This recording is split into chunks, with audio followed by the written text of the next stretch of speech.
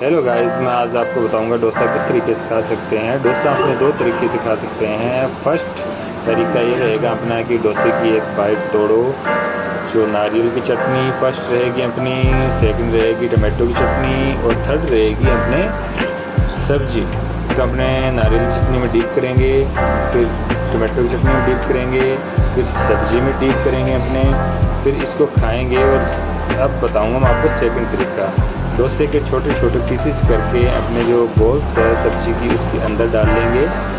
फिर इसको अच्छी तरह से इसमें डाल के चम्मच से मिक्स कर लेंगे ताकि इसमें सब्जी पूरी तरह मिक्स हो जाए और फिर हम इसको खा सकते हैं। Thank you so much.